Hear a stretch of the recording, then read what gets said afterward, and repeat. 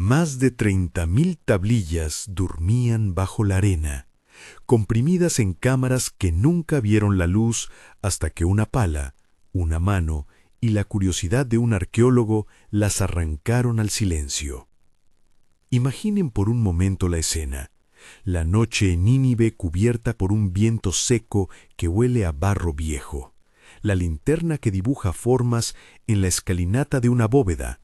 Y el primer olor, arcilla húmeda, polvo antiguo que se escapa cuando una caja de barro se quiebra. No es una novela, es el inicio de un hallazgo real que cambió la manera en que entendemos la administración del tiempo, la política y la religión en la Mesopotamia antigua.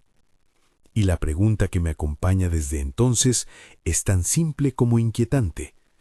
¿Y si esos textos no solo narraban mitos, sino que estaban diseñados para advertir, para señalar la manera en que una sociedad debía responder cuando los signos del mundo alteraban su orden?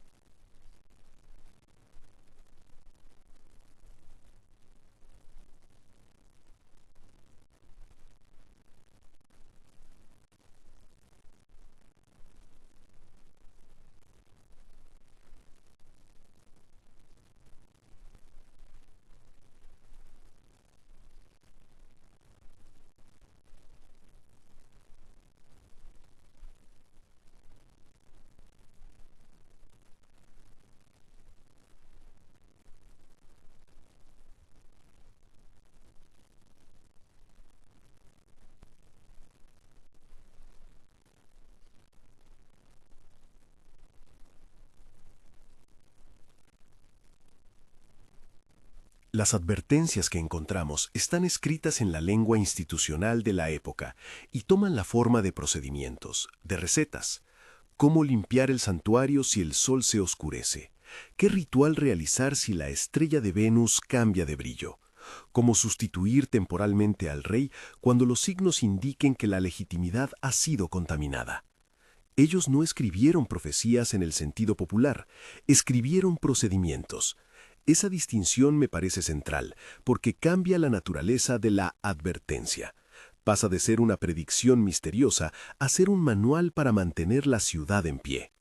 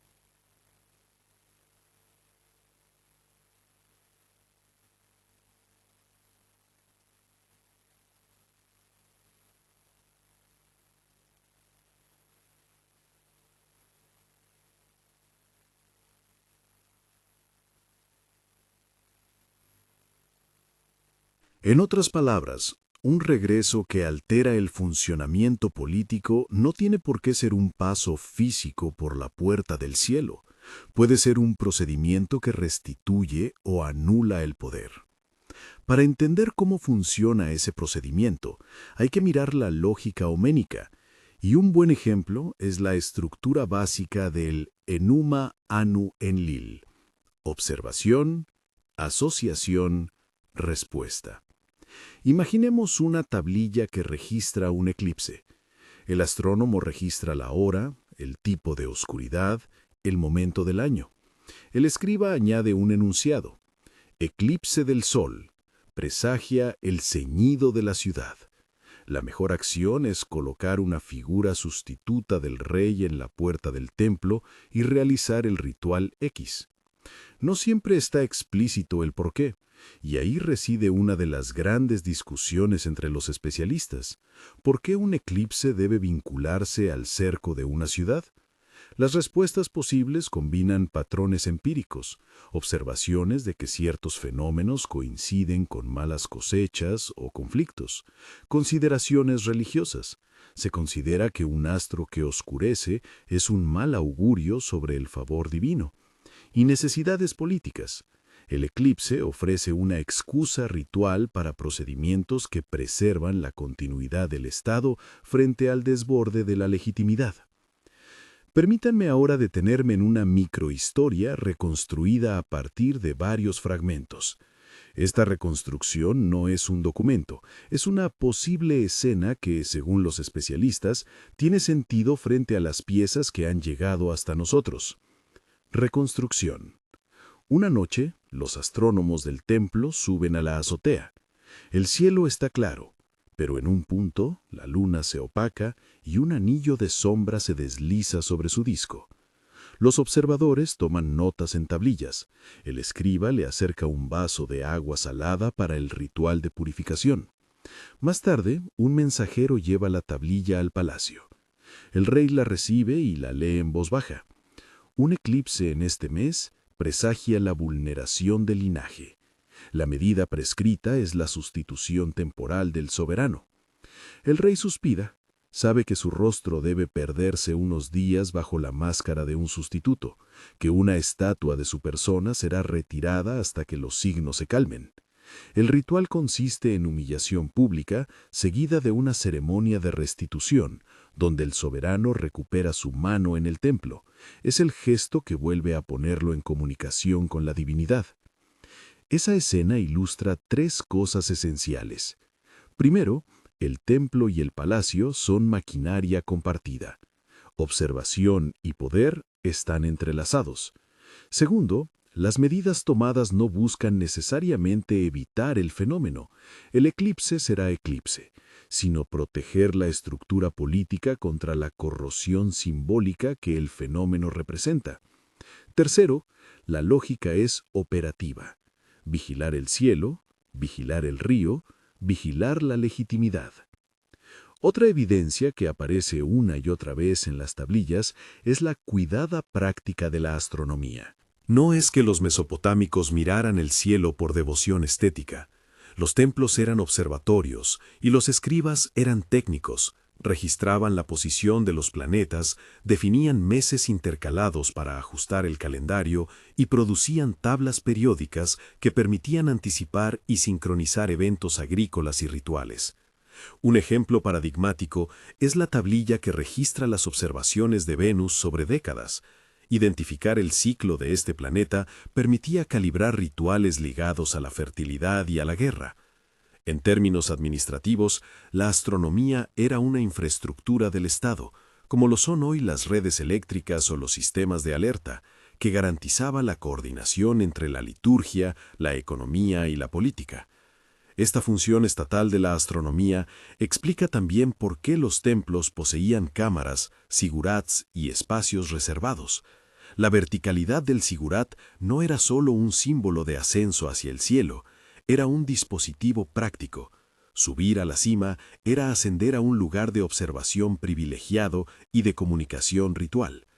Imaginen la escalinata al amanecer, el viento que trae arenas finas entre los peldaños, el sacerdote que apoya la tablilla sobre su rodilla y marca con una caña. La cámara de cumbre, la casa del cielo de ciertos textos, guarda además provisiones, aceites, grano, recipientes para libaciones. Esa logística nos recuerda que el templo era simultáneamente fábrica simbólica y centro operativo. Mientras más me adentro en estos textos, más me sorprende su prosa concreta. No son mitos desligados de la vida, son manuales para mantener una ciudad viva. Hay, sin embargo, otra capa que atraviesa todo esto, la memoria del diluvio. Versiones como Atrahasis o fragmentos conservados en otras listas nos muestran una conciencia institucional de un reset cósmico. El relato del diluvio funciona en la práctica administrativa como precedente justificatorio para protocolos de emergencia. Si las aguas subieron una vez y la ciudad fue barrida, ¿no conviene documentar qué hacer cuando se observan señales que pudieron anteceder aquella ruina? En términos pragmáticos, la memoria del diluvio legitima procedimientos que hoy podríamos llamar planes de contingencia: acumular provisiones, designar un rey sustituto, practicar rituales que neutralicen amenazas simbólicas. La idea del rey sustituto merece atención. En ciertas fuentes, ante signos muy negativos, como eclipses o exhalaciones patológicas en animales, se ponía en marcha un procedimiento que, desde nuestra perspectiva, parece severo. El rey era temporalmente reemplazado por un doble, a veces un individuo de condición baja o un actor que asumía insignias reales. Este rey temporal llevaba la carga ritual de la negatividad, podía ser humillado, exiliado, o en casos documentados y más extremos, sacrificado. La lógica institucional es breve y terriblemente pragmática. Si el signo del cielo sugiere que el favor divino ha abandonado al soberano, es preferible transferir la legitimidad momentáneamente para preservar la continuidad del sistema. De nuevo, no se trata de superstición ingenua, se trata de un protocolo que busca proteger la infraestructura política. Es crucial que aquí separemos la interpretación moderna del acto.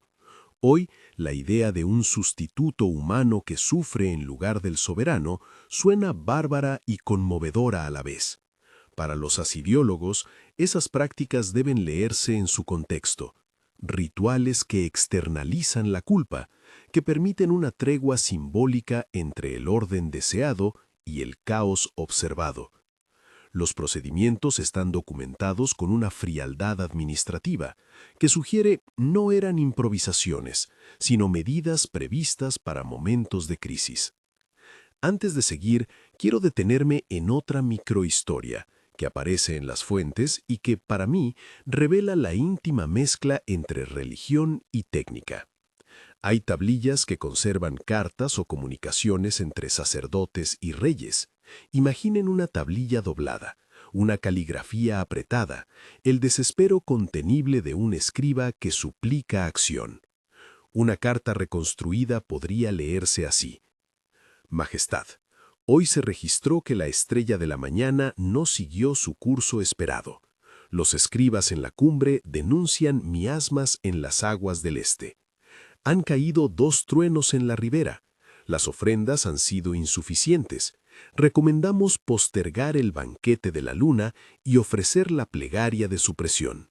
Si lo considera, tome la mano del dios en la sala de la Kitu, para que el juramento vuelva a ser sellado. La escena es doméstica y a la vez operativa. Rituales, solicitudes técnicas, una urgencia administrativa. Nada de esto respalda teorías de intervención externa, más bien subraya que la sociedad mesopotámica trataba la crisis como un asunto de gestión simbólica y logística. Los dioses y los signos celestes no eran ideas abstractas, eran variables dentro de un modelo de gobierno. Si hasta aquí el relato se ha apoyado en la materialidad de tablillas y la lógica de los procedimientos, es momento de abordar la forma en que esos procedimientos se transmitían y se actualizaban. Los escribas eran una especie de cuerpo técnico, Dominaban la escritura cuneiforme, conocían reglas de copia y conservación y tenían la responsabilidad de verificar la consistencia de las tablas astronómicas. El método de trabajo implicaba copiar textos autorizados, actualizar series con nuevas observaciones y anotar excepciones. Así se creó una base de datos rudimentaria pero efectiva, registros que permitían, con el tiempo, discernir patrones. No era ciencia en el sentido moderno, pero sí era un saber acumulativo que combinaba observación, tradición y práctica administrativa.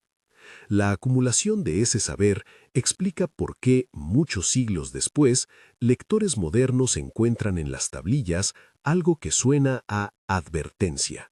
Si una civilización consigna las correlaciones entre ciertos fenómenos y los riesgos políticos, no sorprende que su archivo parezca una serie de alertas. Pero la lectura crítica exige que hagamos dos distinciones, entre una advertencia como manual de procedimientos y una advertencia como profecía de retorno, y entre la correlación observada y la relación causal. Los textos documentan que los escribas asociaron el movimiento de planetas y la llegada de tormentas con agitación social. Eso es un hecho textual. Interpretar que el movimiento de un planeta causa una revuelta es un salto explicativo que requiere pruebas complementarias.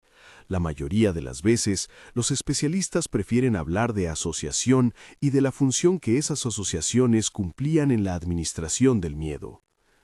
Permítanme ahora dejar sobre la mesa otra pieza clave del archivo. El Enuma Anu Enlil no es un libro homogéneo. Sus entradas varían en tono y detalle. Algunas son breves, una línea que liga un fenómeno a un resultado, y otras se extienden en protocolos. Entre esas entradas hay casos que los investigadores han vinculado, con prudencia, a eventos históricos concretos.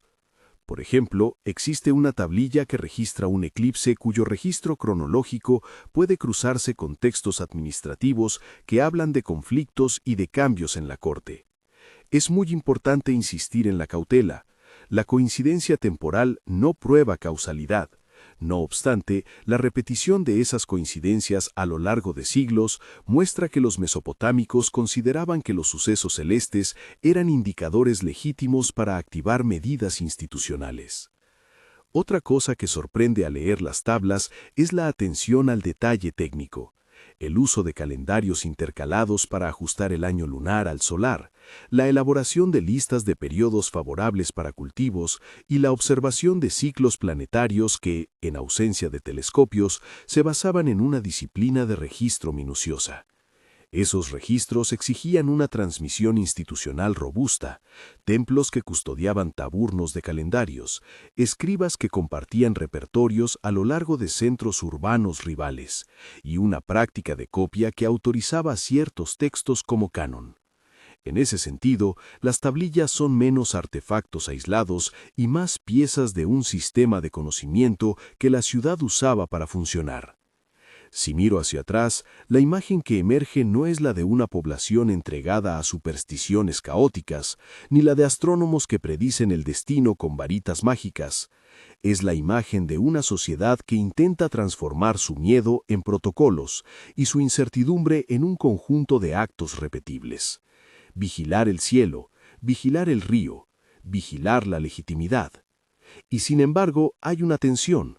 Cuanto más operativa es la advertencia, más vulnerable parece la estructura política, porque los protocolos dependen de la confianza, del pueblo en la eficacia de los rituales, del rey en la capacidad de los escribas para leer los signos. Si esa confianza se debilita, ¿qué ocurre entonces con la advertencia? ¿Sigue siendo útil un manual cuando ya no confía nadie en sus reglas? Es en ese punto donde quiero detenerme por hoy. He intentado mostrarles cómo los archivos de Nínive contienen mucho más que mitos. Contienen procedimientos diseñados para la gestión de crisis. Les he presentado la materialidad, la arcilla, la tinta, la caída, y la lógica, la observación, la asociación, la respuesta. Les he contado pequeñas reconstrucciones que ayudan a imaginar la vida cotidiana de los escribas y los sacerdotes, pero no he cerrado el hilo más inquietante. ¿qué sucede cuando los protocolos mismos empiezan a fallar? ¿Qué significa, en términos prácticos, que las medidas prescritas ya no resulten eficaces? Algunos fragmentos de tablillas sugieren que hubo momentos así, periodos en que las medidas antiguas fueron insuficientes y el templo tuvo que improvisar o inventar nuevos procedimientos. Esos episodios son los que transforman una advertencia en una crisis real. En la siguiente sección me gustaría abrir esa caja, revisar casos concretos donde las tablillas vinculadas a omens parecen coincidir con convulsiones sociales, explorar con más cuidado el Akitu, la gran fiesta de renovación, y cómo su puesta en escena explica la precariedad de la legitimidad. Pero sobre todo, analizar por qué la idea de regreso puede interpretarse como la reactivación de condiciones que hacen saltar los protocolos. Pero antes de continuar, me interesa saber algo. ¿Desde dónde me escuchan? ¿Qué imagen de estas tablillas se les queda pegada? Compartan su ciudad o pueblo en los comentarios. La próxima vez nos encontraremos para subir la escalinata del Sigurat, encender la lámpara y leer la tablilla cuyo mensaje cambió la historia de un rey. Subir por la escalinata del Sigurat, como haremos ahora en la imaginación, no es solo ascender en altura, es ascender en capas de sentido. Cada peldaño guarda polvo, golpes de sol, huellas de sandalias, restos de aceite en los relieves, pequeños arqueos de la vida cotidiana, y sobre todo, el silencio de quien ha mirado ese mismo cielo durante generaciones. Cuando la tablilla nos dice «vigilar la estrella de la mañana», detrás de esa frase hay una cadena de manos que copiaron, contaron, señalaron y esperaron. Esa cadena es a la vez la mayor fortaleza y la mayor fragilidad del sistema. Cuanto más se apoya una ciudad en sus procedimientos, más depende de la fe en quienes ejecutan esos protocolos. Quiero seguir ahora con algunos casos, reconstruidos con prudencia, donde las correlaciones registradas en las tablas parecen coincidir con convulsiones reales. Insisto, los especialistas evitan convertir coincidencias en causalidades absolutas. Aún así, las repeticiones son sugerentes y forman parte de la lógica institucional que nos interesa. Tomemos primero una noche de eclipse que desembocó, en las fuentes administrativas, en movimientos de tropas y desvíos de provisiones. Reconstrucción probable.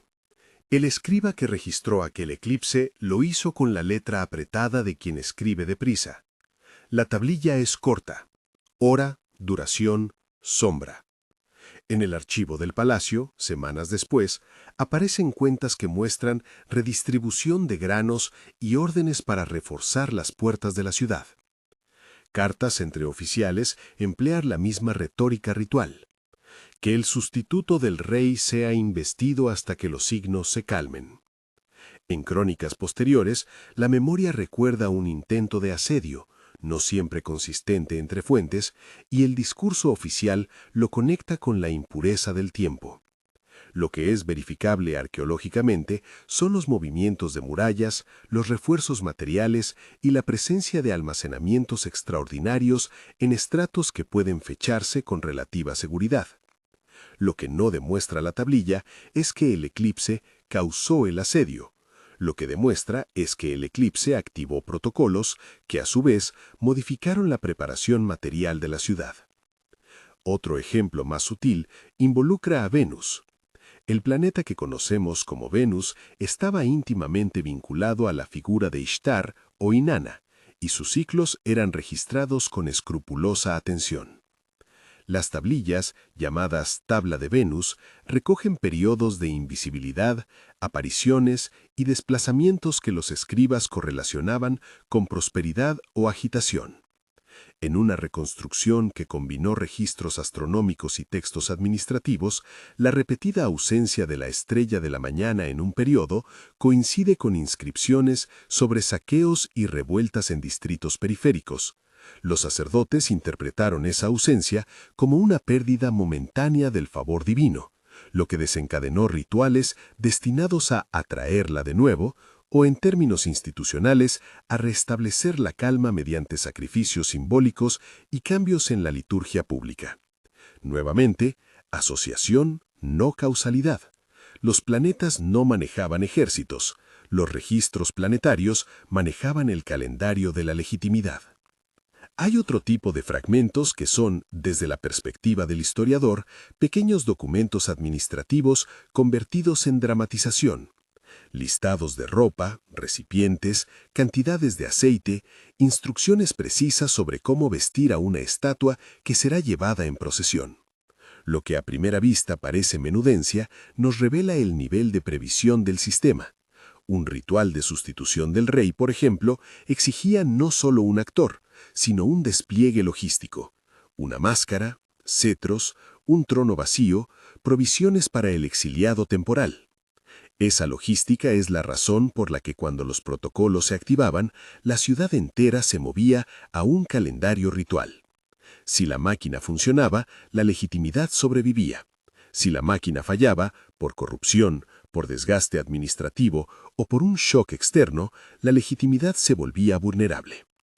Hablemos ahora del Akitu, la gran fiesta de renovación, porque ahí se concentra de forma visible la precariedad de la autoridad. El Akitu era por encima de todo una puesta en escena, una narración ritual que reafirmaba el contrato entre el rey y los dioses. En muchas reconstrucciones, que son debatidas entre especialistas, el rey se presentaba humillado, retenido, sujeto a preguntas, a veces llevado a la casa alta del templo, y luego, mediante gestos simbólicos, recuperaba su puesto. El gesto culminante, repetido en varias fuentes, es la restitución de la mano. La estatua del dios toma la mano del rey o la coloca sobre su cabeza como signo de revalorización. Es un acto físico que simboliza la renovación del mandato divino. Reconstrucción. Imaginen la plaza del templo al amanecer del primer día de Akitu. Fuegos apagados, cedros colocados, una fila de efigies envueltas. La procesión se mueve lentamente, el sonido de cuerdas y flautas bajas, la multitud expectante. Frente al trono, el rey deposita su cetro. Su rostro, bajo la luz temprana, muestra alivio y cansancio. Un sacerdote mayor entona fórmulas y finalmente la mano del soberano es tomada por la estatua del dios dentro de la cámara sagrada. En un gesto que es a la vez teatral y constitucional, la ciudad renueva su contrato.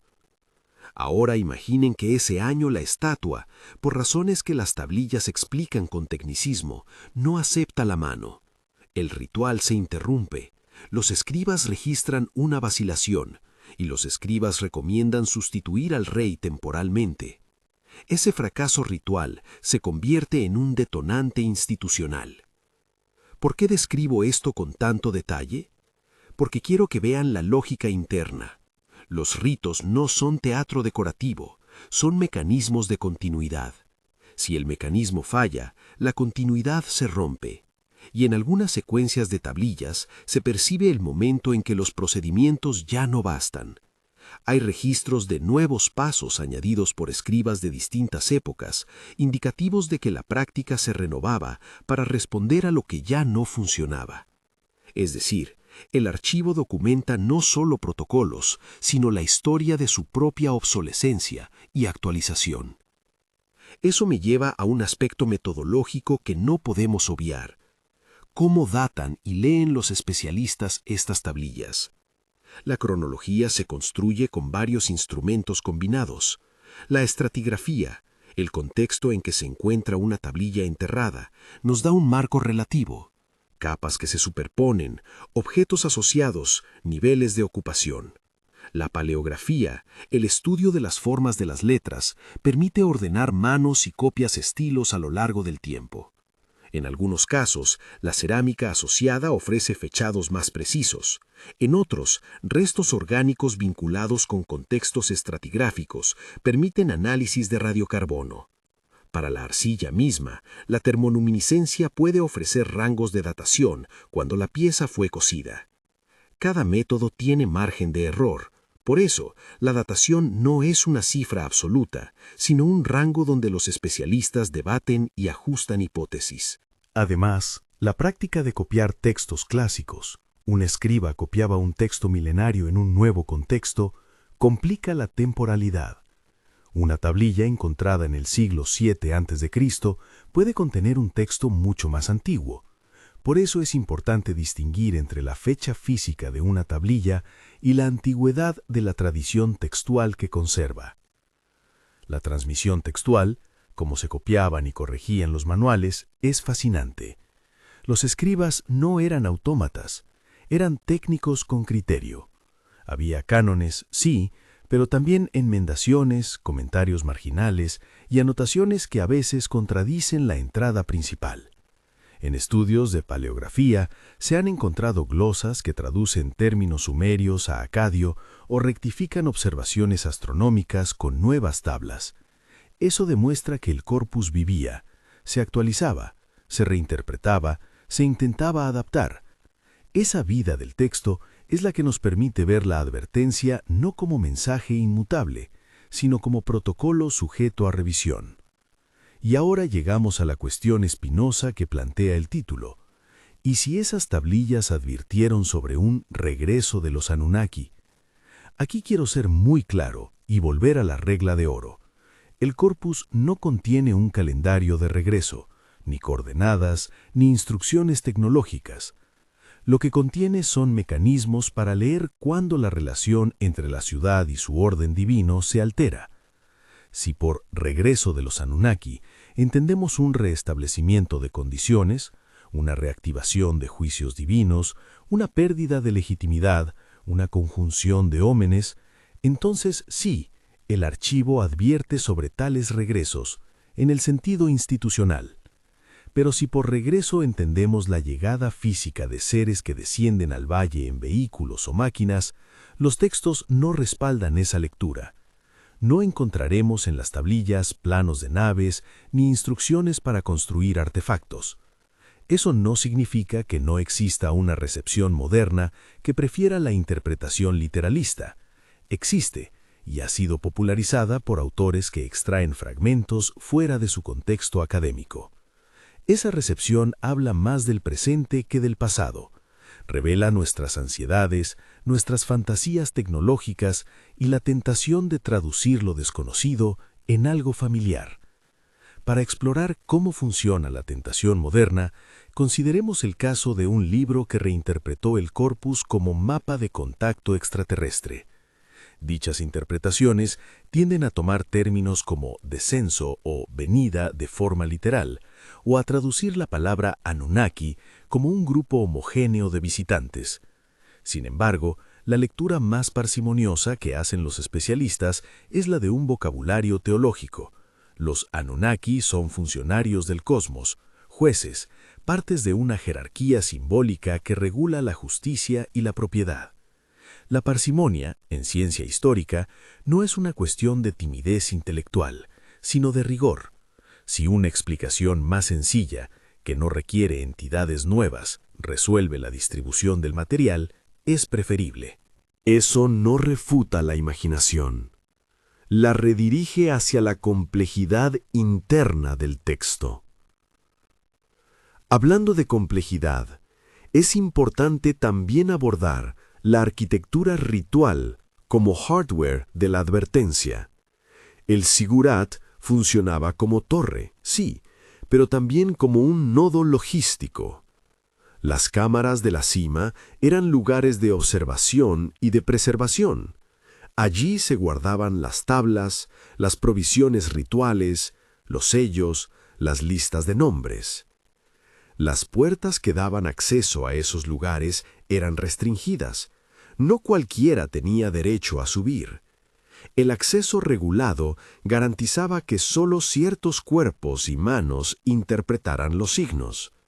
Si hoy pensamos en procedimientos de emergencia, entenderemos que la centralización del conocimiento es doble. Preserva la integridad técnica y simultáneamente concentra poder simbólico. El que controla la mesa de observación controla la narrativa del peligro. Desde el punto de vista económico, el mantenimiento de esa infraestructura exigía recursos constantes. Los templos administraban tierras, almacenaban granos y gestionaban mano de obra. La lectura del cielo no era un hobby, sino una función del Estado. Por eso muchos rituales incluían transferencias, redistribuciones y ordenamientos de los recursos. No es casualidad que en épocas de crisis las tablillas administrativas muestren desviaciones presupuestarias y órdenes de racionamiento. La advertencia de los textos tiene, por tanto, un componente material.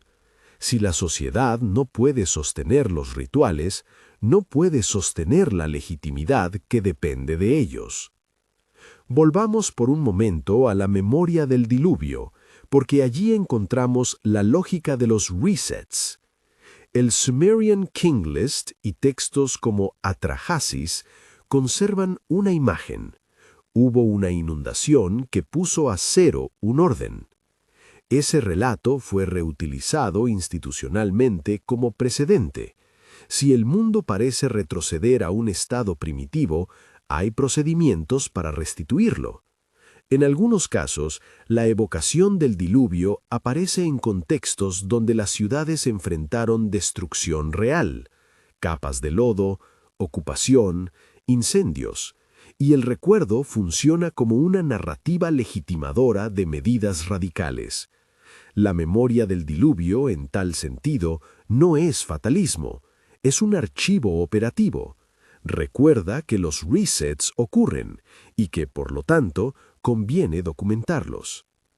Ahora, dejemos sobre la mesa otro microrrelato. Un escriba, tarde en la noche, que detecta patrones y decide anotar una nueva regla.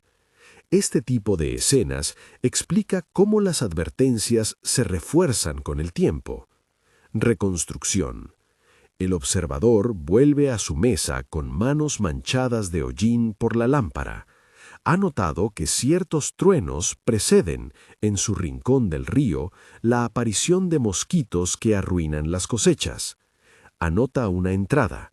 Cuando truene en la ribera y la luna aparezca manchada, ofrecer la plegaria de supresión que se escribe en el rollo de N.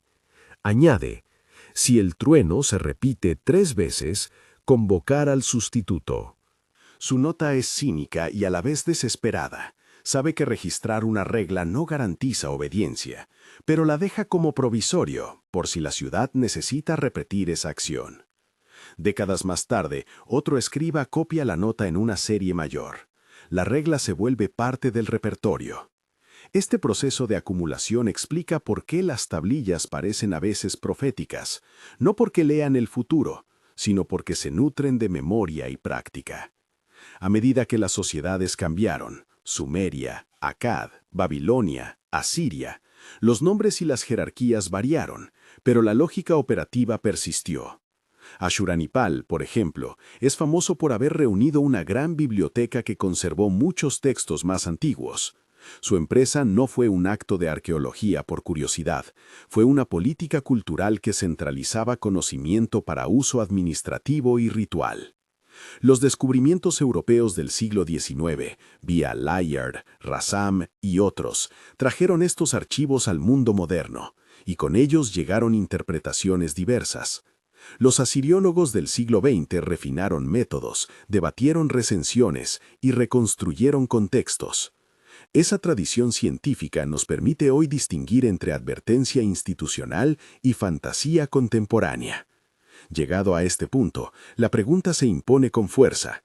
Si las tablillas advierten sobre regresos institucionales, ¿qué ocurre cuando nosotros, como sociedad moderna, retroalimentamos esa lectura con nuestras narrativas de crisis?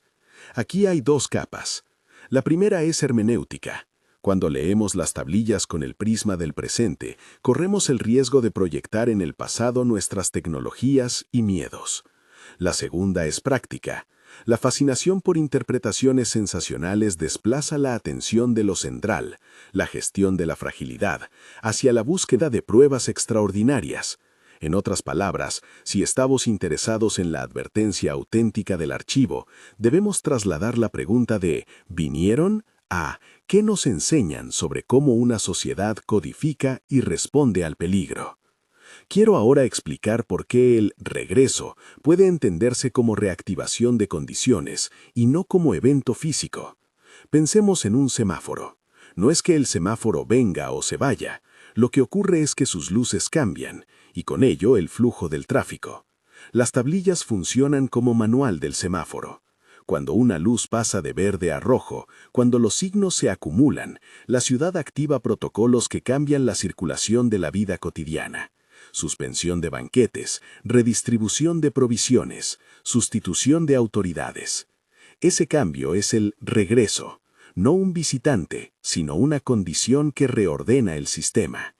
Cuando las históricas alarmas internas del aparato ritual se encienden, la ciudad debe decidir si las atiende. Si la respuesta es adecuada, la legitimidad se sostiene.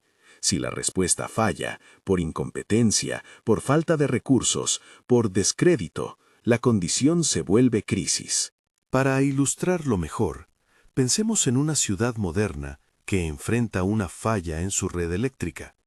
Las luces parpadean y un protocolo técnico corta el suministro a ciertos sectores para evitar un colapso mayor. Nadie afirma que la red regresó en sentido mítico. Lo que sucedió es que se reactivaron condiciones de emergencia que obligaron a medidas. Del mismo modo, las tablillas registran la reactivación de condiciones rituales que ordenaban la vida política. En ese punto, conviene regresar brevemente a los nombres que hemos mencionado: Anu, Enlil, Enki, Ninhursag, Marduk, Inanna o Ishtar. Cada uno cumple roles, y cada uno, según la época, actúa con distinta intensidad en el panteón. Anu es la altitud del cielo, Enlil el soplo que organiza la tierra, Enki el artesano que ordena las aguas, Ninhursag la madre de la tierra, Marduk la figura que en Babilonia se convierte en protagonista central, Inanna o Ishtar la diosa que enlaza amor y guerra. Pero la esencia aquí no es teológica, sino funcional. Esos nombres dotan de voces diversas a las preocupaciones de la ciudad. Cuando una tablilla invoca a Enlil para quitar la ira, no está pidiendo un favor místico abstracto, está articulando, en un vocabulario compartido, una solución a un problema social. Leer los nombres fuera de ese marco semiótico puede llevar a malentendidos. Casi al final de este recorrido, quiero abordar el riesgo hermenéutico con que los lectores modernos interpretan advertencia como amenaza externa. Es entendible, vivimos en una cultura de historias de invasión, de visitantes que cambian la historia, pero la evidencia textual abunda en su propia lógica. La advertencia es local, institucional, repetida y verificable en listas administrativas. Para el historiador, esto no es menos fascinante. Al contrario, revela una sofisticación administrativa sorprendente. Que la gente de hoy prefiera la versión sensacional no la hace más cierta, simplemente la convierte en un espejo de nuestros propios miedos. Antes de cerrar, quiero proponer una última reconstrucción, una escena que me parece ética y emocionalmente resonante. La de una comunidad que, cansada de repetir rituales, decide debatir su eficacia. Reconstrucción. En una sala del templo, bajo lámparas que huelen a aceite rancio, los escribas se reúnen con el sumo sacerdote. Hay cuentas que no cierran, los graneros muestran faltantes inesperados, la gente común protesta en mercados por precios subiendo. Un escriba propone: hagamos una revisión de las tablas de Venus. Creemos que el patrón de visibilidad ha cambiado por variaciones climáticas. Otro responde: si dejamos de seguir los rituales, perderemos legitimidad. El sacerdote interrumpe: la legitimidad no solo es ritos, es confianza en el rito. Si la gente ya no cree, entonces el rito es papel mojado. La discusión no resuelve todo, pero ofrece una pista. La advertencia en las tablillas solo funciona si la comunidad sigue creyendo en la eficacia del procedimiento. Cuando la confianza se erosiona, la advertencia se convierte en un texto sin acción.